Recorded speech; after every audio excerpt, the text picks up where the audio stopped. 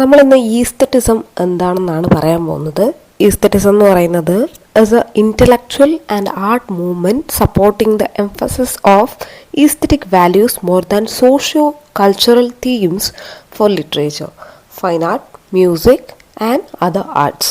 അതായത് ഈസ്തറ്റിസം എന്ന് പറയുന്നത് കല എന്ന് പറയുന്നത് അത് എന്ത് കലാരൂപമായിക്കോട്ടെ, അത് സാഹിത്യമായിക്കോട്ടെ, സംഗീതമായിക്കോട്ടെ, അത് ആസ്വദിക്കാൻ മാത്രമുള്ളതാണ്. മനസ്സിലായില്ലേ? അത് അതിൻ്റെ സൗന്ദര്യാത്മകതയിൽ ഉൾക്കൊള്ളേണ്ടതാണ്. അതുമായിട്ട് അതിന് നമ്മുടെ മറ്റൊരു കാര്യവുമായിട്ട്, നമ്മുടെ സമൂഹമായിട്ടോ ഇല്ലെങ്കിൽ നമ്മുടെ രാഷ്ട്രീയപരമായിട്ടുള്ള കാര്യങ്ങൾക്കോ സോഷ്യോ പൊളിറ്റിക്കൽ കാര്യങ്ങൾക്ക് അതുമായി യാതൊരു ബന്ധവുമില്ല. ഇല്ലെങ്കിൽ അത് തമ്മിൽ മിക്സ് ചെയ്യരുത്, കൊളാബ് ചെയ്യരുത് എന്നാണ് എന്ത് പറയുന്നത്, ഈസ്തറ്റിസം പറയുന്നത്.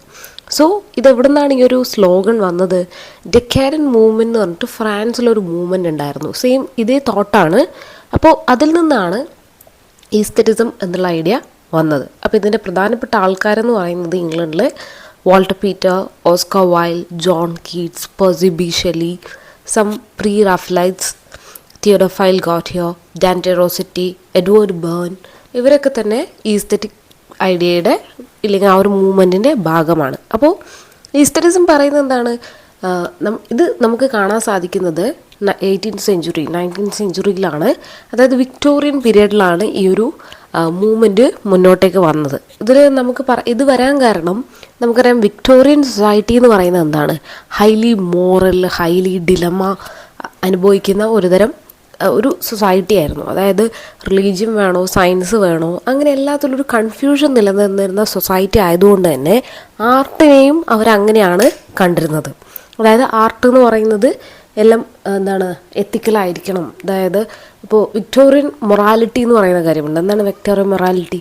അവിടെ സ്ത്രീകൾ ഇങ്ങനെ ആയിരിക്കണം, പുരുഷന്മാരിങ്ങനെ ആയിരിക്കണം, പബ്ലിക്കായിട്ടുള്ള സ്നേഹപ്രകടനങ്ങളോ അങ്ങനെയുള്ള കാര്യങ്ങളൊന്നും പാടില്ല. ഒരു സാധാ ഒരു സൊസൈറ്റി എങ്ങനെയായിരിക്കണം അതുപോലെ റിലീജിയസ് ബിലീഫൊക്കെ ഉള്ള ഒരു സൊസൈറ്റി ആയിരിക്കണം എന്നാണ് വിക്ടോറിയൻസ് ബിലീവ് ചെയ്യുന്നത്. അവിടെ നമ്മളൊരു ആർട്ടിൽ കൊണ്ടുപോയി ഒരു സ്ത്രീയുടെ നഗ്നതാ രൂപമോ ഇല്ലെങ്കിൽ എന്താണ് ഒരു ലവ് മേക്കിംഗ് സീനോ ഇല്ലെങ്കിൽ രണ്ട് കപ്പിൾസിൻ്റെ ചിത്രമാണോ അതൊക്കെ വെക്കുന്നത് അവർക്ക് ഭയങ്കര എന്താണ്, സമൂഹത്തിന് മോശമായിട്ടുള്ളൊരു ചിന്താഗതിയായിട്ടാണ് അവർ കാണുന്നത്. അതുകൊണ്ട് തന്നെ the many Victorians passionately believed that literature and art fulfilled important ethical values.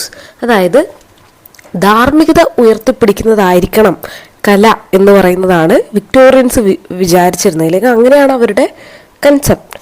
പക്ഷേ the literature contributed models to proper behavior, allowed to people to analyze the situations, spur people to action in the real world.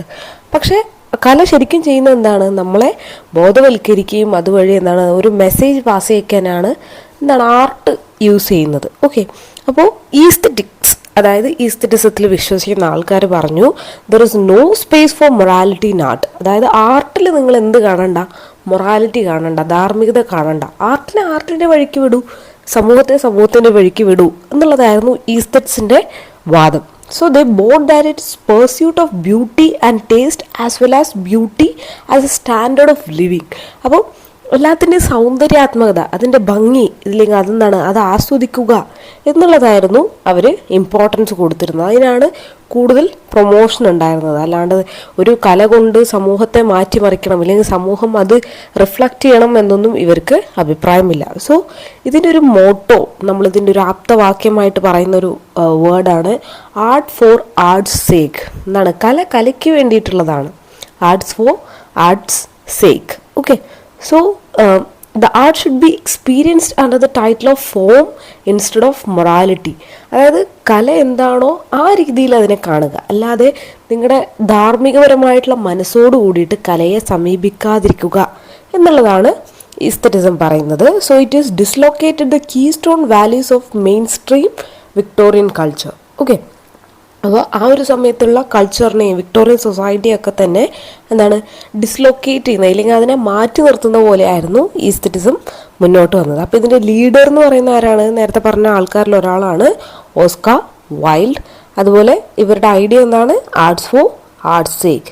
ഇതാണ് aestheticism എന്ന് പറയുന്ന concept. ഈ concept എല്ലാവർക്കും മനസ്സിലായെന്ന് വിചാരിക്കുന്നു.